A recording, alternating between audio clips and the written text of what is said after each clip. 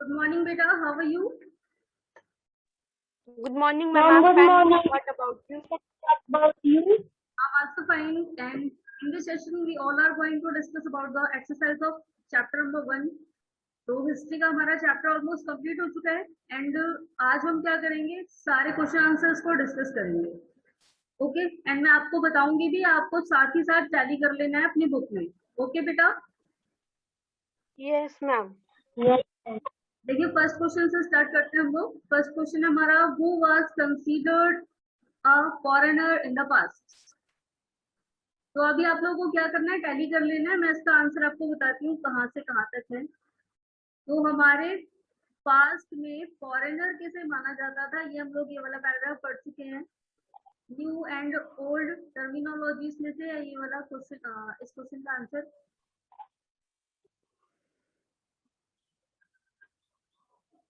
Yes, ये रहा।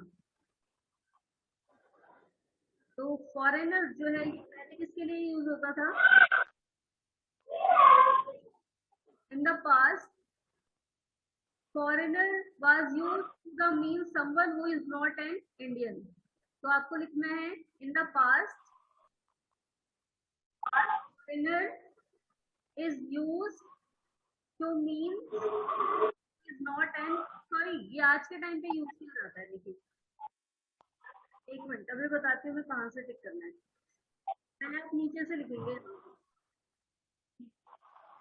In the medieval period, a foreigner was any stranger who appeared, say, in given village। तो अभी आपसे past में पूछा है ना, पास्ट में फॉरेनर किसे कहते हैं, आज के टाइम पे नहीं पूछा। तो आप पास्ट में लिखेंगे, यानी कि मेडिकल पीरियड में। ये देखिए क्वेश्चन में पूछा है पास्ट में, पास्ट में है ना। तो अभी आपको पास्ट में ही बताना Yes. है, आज का नहीं बताना है। Yes, ma'am. पास्ट में लिखेंगे, मेडिकल पीरियड की बजाय आपको पास्ट लिखना है यहाँ। बाकी सेम आंसर है यहीं से। एक मिनट,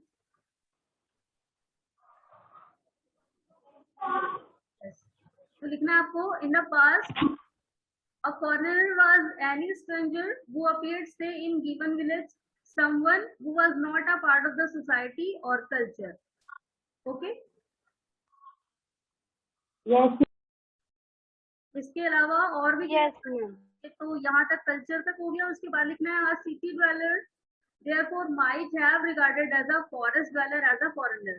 कभी कभार जो शहर से जो निवासी आते थे या फिर जो जंगल के निवासी होते थे, उनके लिए शहर से आने वाला व्यक्ति भी फॉरेनर होता था। तो ये भी आपको ऐड करना है कि पास्ट में जो सिटी ड्वेलर होते थे, यानी कि शहरों से आने वाले व्यक्ति, उन जो शहरों से आने वाले व्यक्ति होते थे वो भी जंगल के निवासियों के लिए फॉरेनर ही होते थे।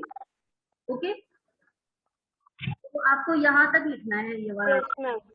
पहले इन द पास्ट में से लेकर के कल्चर तक, उसके बाद आप सिटी ड्वेलर से लेकर के फॉरेनर तक। ओके बेटा, Yes, ma'am. Yes, ma'am. अब हम आते हैं नेक्स्ट क्वेश्चन। ट्रू फॉल्स कर चुके थे हम लोग, एक बार फिर से रिवाइज कर लेते हैं। तो we do not find inscription for the period after 7। क्या हमें 700 के बाद कोई भी इंस्क्रिप्शन नहीं मिला है? ये ट्रू होगा या फॉल्स होगा? कौन बताएगा इसका answer? Yes, ma'am. False. Yes, ये हम लोग कर चुके हैं। तो हमें 700 के बाद भी इंस्क्रिप्शन मिले हैं, इसमें कहा गया है नहीं मिले तो रॉन्ग है। आगे देखिए और क्या दिया है हमें। Next, the Maratha asserted their political importance during this period। ये वह काल था जिसमें मराठाओं ने भी अपनी पॉलिटिकल इंपोर्टेंस को उभारा। तो ये क्या करेक्ट है?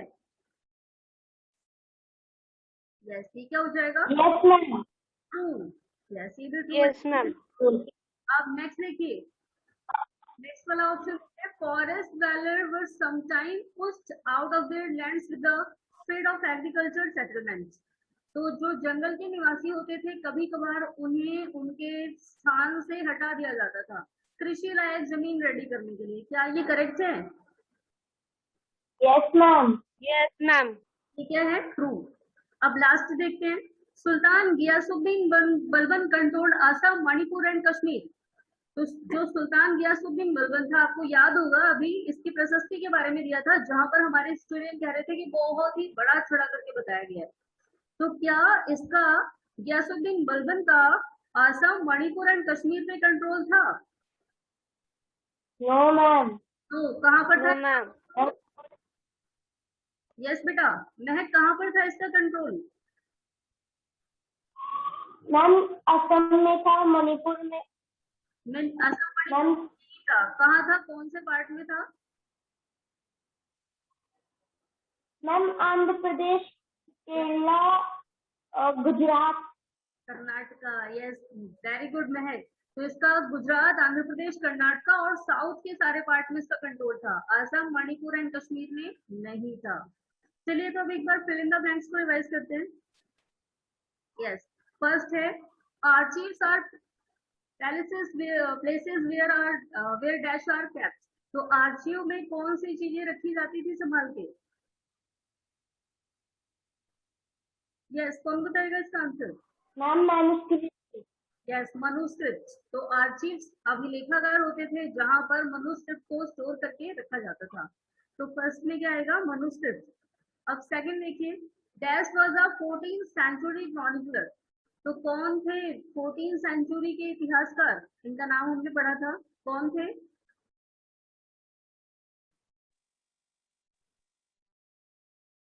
मैम जियाउद्दीन बरानी। यस, जियाउद्दीन बर्नी। चलिए अभी लास्ट है, ये मैंने आपको दिया था होमवर्क में। तो डैश डैश डैश कौन कौन सी चीजें आई थी, कौन कौन सी नई फसलें थी जो मेडिवल हिस्ट्री में, मध्यकालीन इतिहास में हमारे भारत में बाहर से लाई गई?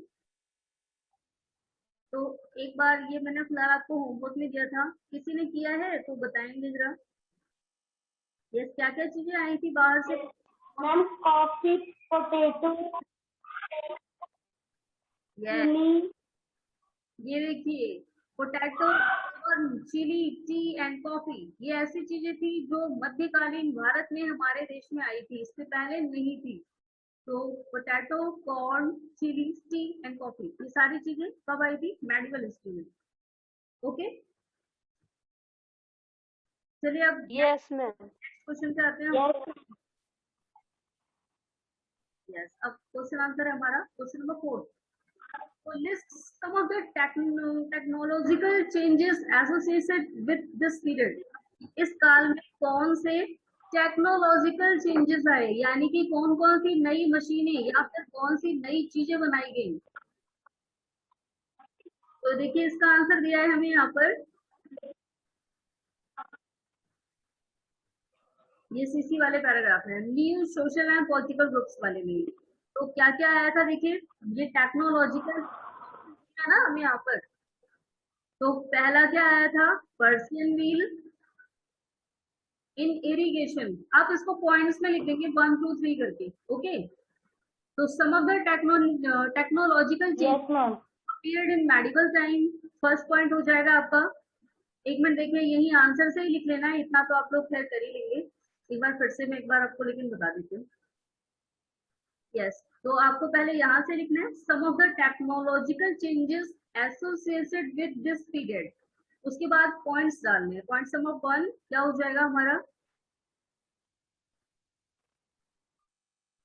यस, तो पॉइंट नंबर 1 हो जाएगा spinning wheel in irrigation. Yes, yes, पहला देखिए, sorry, Persian wheel in irrigation, first point ये हो गया। और क्या आया था? The spinning wheel in weaving, कटाई करने के लिए ये पहिया आ गया, चरखा। And fire arms and combat. तो ये तीन चीजें आई थी, आपको केवल यही लिखनी है, ओके। कर लेंगे बेटा सभी? Yes ma'am. Yes, yes ma'am. Okay, तो ये हो जाएगा आपका पहले Persian wheel in irrigation, spinning wheel in weaving and last fire arms and combat. युद्ध के लिए मिसाइलों का यूज किया जाने लगा। चलिए अभी नेक्स्ट क्वेश्चन पे आते हैं हम लोग। Next question number 5। What were the some of the major religious development during this period? अब इस टाइम पे धर्म में क्या परिवर्तन हुए? तो अभी हम पहुंच जाते हैं रिलीजियस वाले पैराग्राफ पे। कौन कौन से चेंजेस आए थे धर्म में? यस, इससे पहला वाला ही पैराग्राफ है ये, ओल्ड एंड न्यू रिलीजन। तो इसमें क्या हुआ था, कहाँ से स्टार्ट में? यस, यहाँ से देखिए, it was during this period that important changes occurred in what we call Hinduism today. तो अब क्या आया, देखिए पहले हिंदू धर्म को केवल बोल चाल के भक्ति करके पूजा की जाती थी, लेकिन अब इस काल में क्या हुआ, this included the worship of, इस समय अब और ज्यादा देवी देवताओं की पूजा की जाने लगी। एंड सबसे जो इम्पोर्टेंट चीज आया, the construction of temple by royalty and the growing importance of Brahmans. दूसरा चेंज क्या आया, अब इस समय पर मंदिर बनवाए जाने लगे। पहले हमारे प्राचीन इतिहास में मंदिर नहीं बनवाए जाते थे ज्यादा, लेकिन मेडिवल हिस्ट्री में जितने भी किंग आते थे उन्होंने वो अपने कोई ना कोई मंदिर जरूर बनवाते थे, क्योंकि जो भी राजा आता था वो अपने बनाए गए मंदिर में ही अपने भगवान की पूजा करता था। ओके, इसके अलावा और Yes, ma'am. Growing importance of Brahmans, ब्राह्मणों का प्रभुत्व बढ़ा इस समय, क्योंकि ब्राह्मणों से ही तो पूजा कराई जाती थी। एंड पुजारियों का भी प्रभुत्व बढ़ गया, ये सोसाइटी के एक डोमिनेंट ग्रुप बन गए। इतना ही नहीं, अभी और भी क्या चेंजेस आए हैं,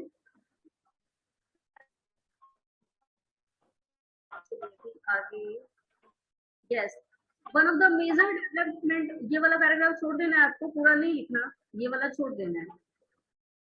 इस वाले पैराग्राफ में से फर्स्ट ड्यूरिंग से लेकर के पूरा लास्ट में डोमिनेंट ग्रुप इन सोसाइटी तक। दूसरा देखिए यहाँ से लिखना है, the major development of this period was the emergence of the idea. यही फिर काल था जिसमें भक्ति परंपरा स्टार्ट हुई, यानी कि अब भक्त ऐसे भक्त होने लगे जो अपने भगवान में श्रद्धा रखने लगे और घूम घूम के उनके भजन गाते थे। Of loving personal deity that devotees could reach without the aid of priest or elaborate rituals. भक्ति इसी समय रही। एक बेटा आपको अपना आवाज आ रही है आपके यहाँ से। तो भक्ति का मतलब कि बिना किसी पंडित और पुजारियों के सहारे के हम अपने भगवान तक डायरेक्टली पहुंच सकते हैं। तो ये आइडिया भी कब आया था, इसी काल में। तो आपको रिचुअल्स तक लिखना है ये वाला paragraph. Okay,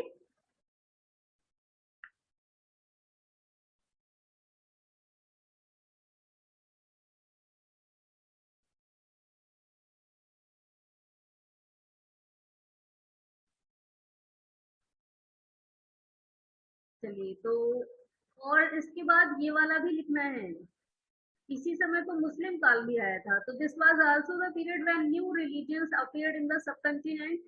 merchants and migrants first brought the teaching of the holy Quran to India in 7th century. तो ये टोटल 3 पॉइंट हो गए, आपको 3 पॉइंट लिखने हैं। ओके, क्लियर हो गया सभी को? Yes, ma'am. मैंने आपको स्टार्टिंग से 3 पॉइंट टिक लगवाए, तो वो आपको तीनों लिखने हैं। अब आते हैं हम लोग नेक्स्ट क्वेश्चन पे। यस, नेक्स्ट क्वेश्चन क्या है हमारा, क्वेश्चन नंबर 6।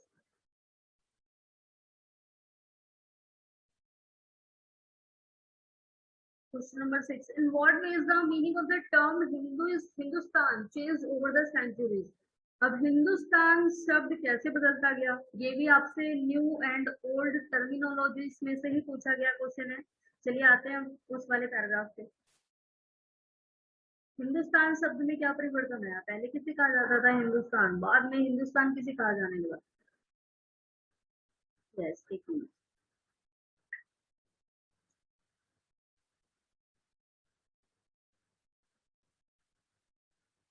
तो अब इसमें भी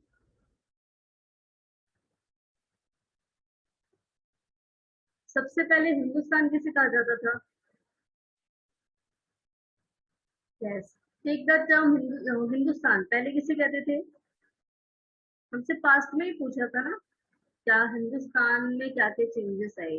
नहीं, एक मिनट क्वेश्चन को देख लेते हैं फिर से क्या पूछा गया।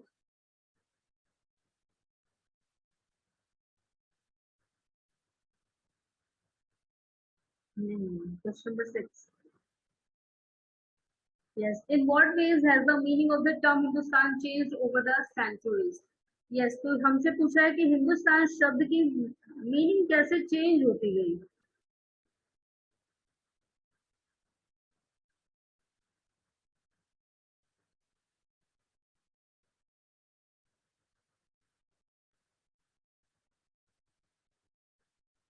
यस, यही से है। तो सबसे पहले हम शुरुआत करेंगे 13th सेंचुरी से। तो the term was used in 13th century by Minhaj Siraj. Hindustan लिखना है आपको, हिंदुस्तान द टर्म, देन नहीं लिखना है, Hindustan the term was used in the 13th century by Minhaj Siraj, a chronicler who wrote in Persian. He means the areas of Punjab, Haryana and the lands between the Ganga and Yamuna. और उसमें किस sense में use किया था? he used, बस आपको Ganga and Yamuna तक ही लिखना है। ओके, उसके बाद आएंगे यस मैम। तो ये हो गया आपका यहाँ से लेकर के हिंदुस्तान से, हिंदुस्तान द टर्म यहाँ से लेकर के गंगा एंड यमुना तक। उसके बाद आ जाएंगे 16th सेंचुरी में, द अर्ली 16th सेंचुरी, यहाँ से Babur used Hindustan to describe the geography, the fauna and the culture of the inhabitants of the subcontinent.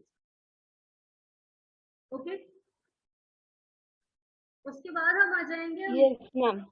Yes, उसके बाद एक और अभी हिंदुस्तान का यूज एक जगह और बताया है।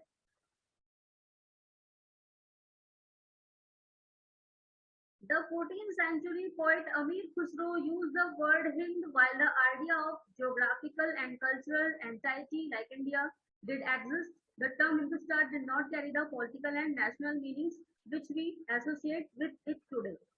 तो ये यहाँ से हो जाएगा आपका द 14th सेंचुरी अमीर खुसरो से लेकर के यहाँ तक।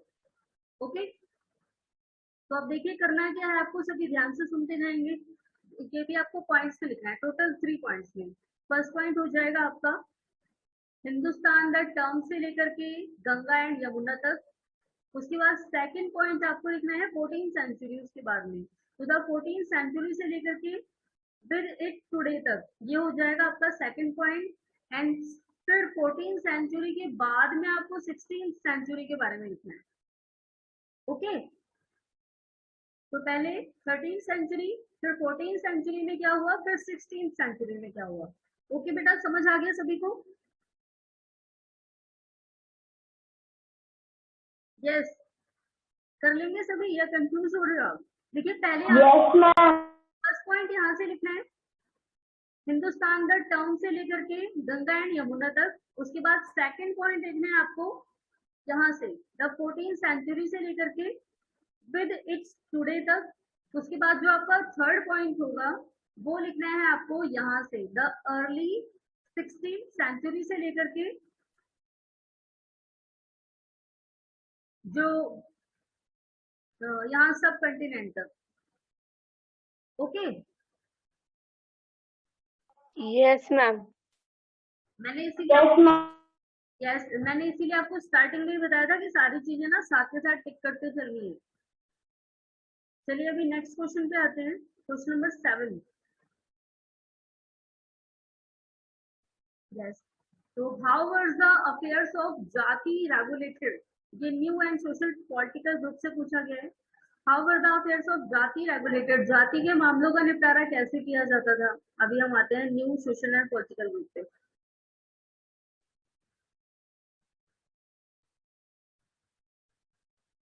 ये रहा, तो जाति के मामले कैसे निपटाए जाते थे। तो देखिए यहाँ से शुरू करना है हमें। Jatis frame their own rules and regulations to manage the conduct of their members. तो ये जो जाति थी मेडिवल हिस्ट्री में स्टार्टिंग में इनके अपने खुद के नियम एंड कानून होते थे जिसे यहाँ के लोग खुद से बनाते थे। These regulations were enforced by the Assembly of Elders। और ये नियम किसके द्वारा मनवाए जाते थे, जो उस पूरी कम्युनिटी का, पूरे गांव का मुखिया होता था, हेड। तो described in some areas as the jati panchayat, जिन्हें किसी किसी एरिया में जाति पंचायत भी कहा जाता था, जैसे आज के भी टाइम पे होती है panchayat. But jatis were also required to follow the rules of their village. जो जाति के लोग थे उन्हें अपने गांव के रूल्स को भी मानना पड़ता था। And several villages were governed bye a Chieftain. कुछ गांव ऐसे थे जहां पर कोई सामंत मुखिया होता था। सामंत जिसके बारे में भी हम पढ़ेंगे आगे भी। तो सामंत होते कौन थे? जिनके पास बहुत सारी जमीन होती थी, जमींदार, जिनके जो बहुत सारी जमीनों के मालिक होते थे। तो आपको चीफ तक करना है ये वाला आंसर, जाति से लेकर के चीफ तक। ओके,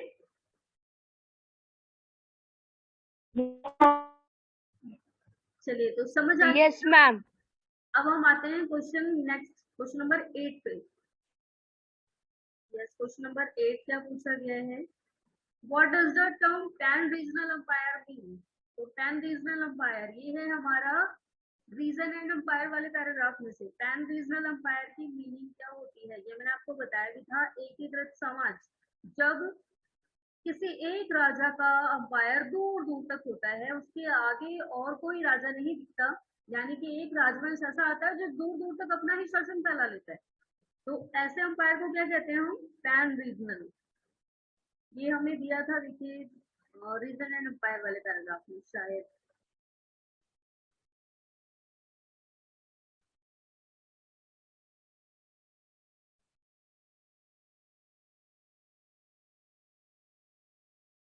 यस, स्टार्टिंग में आ गई।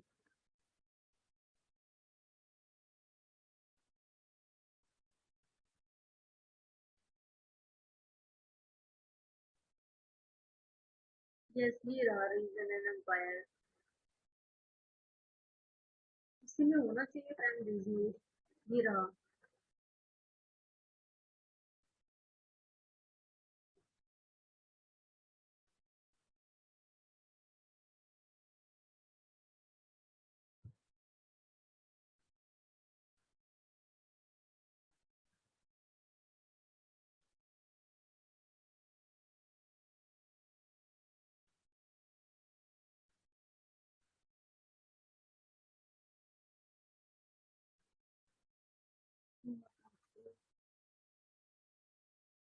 एक minute.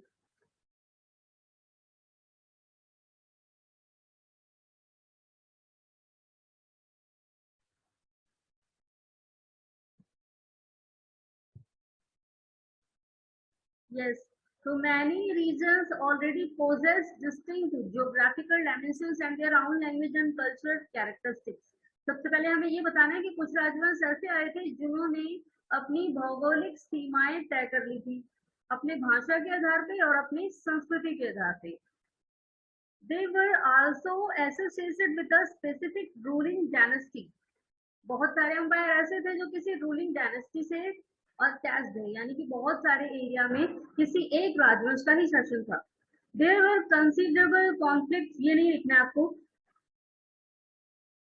Yes, Tughlaq and Mughal were able to build an empire that was pan regional. तो तुगलक, मुगल एंड तुगलक, चोलास, खलजी, तुगलक एंड मुगल्स, ये 4 राजवंश बताए गए हैं।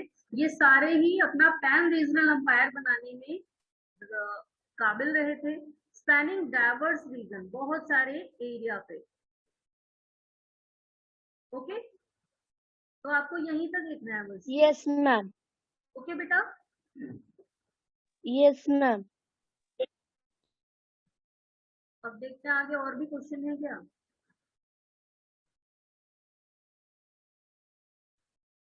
बस आपको क्वेश्चन नंबर 8 तक ही करना है, क्वेश्चन नंबर 9, 10, 11 कल नहीं करना है। Okay, question number Yes, ma'am. 1 to 8 Yes, ma'am. मैं आपको सारे क्वेश्चन आंसर डिस्कस करा चुकी हूँ। ये आज का आपका होमवर्क है और आप सभी को अपना होमवर्क कंप्लीट करके सेंड करना है। ओके बेटा, Yes, ma'am. ये देखिए, सबसे पहले true false and fill in the blanks को जल्दी से सेंड कर देना है। जिन बच्चों ने नहीं किया है अभी ही सेंड करना है, तुरंत क्लास एंड होते ही ग्रुप में। और उसके बाद जो क्वेश्चन आंसर है इसको नोटबुक में सॉल्व करना है और उसके बाद सेंड करना है। Okay, Yes, ma'am. चलिए तो कर लेंगे ना सब? Yes. किसी को कोई प्रॉब्लम तो नहीं आएगी? No, ma'am. No, ma'am. Okay, तो अभी आज के लिए इतना ही। अब हमें नेक्स्ट क्लास में कौन सा सब्जेक्ट स्टार्ट करना है?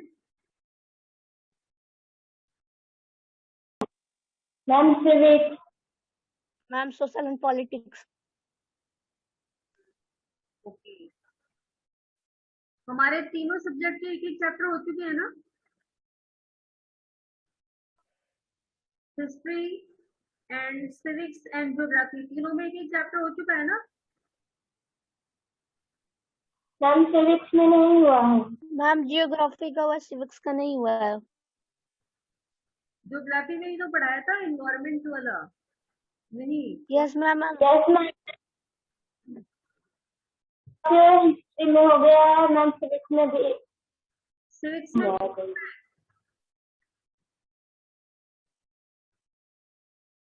सिविक्स में नहीं पढ़ा ना अभी हमने इक्वालिटी पहला chapter. Yes ma'am. No ma'am. अभी हमें सिविक्स स्टार्ट करनी है नेक्स्ट चैप्टर नेक्स्ट क्लास में। ओके बेटा, तो अभी आज के लिए इतना ही। आप सभी को अपना होमवर्क कंप्लीट करके सेंड करना है। Okay student, good bye. Yes ma'am. Ma'am bye. Ma'am good bye. Good bye.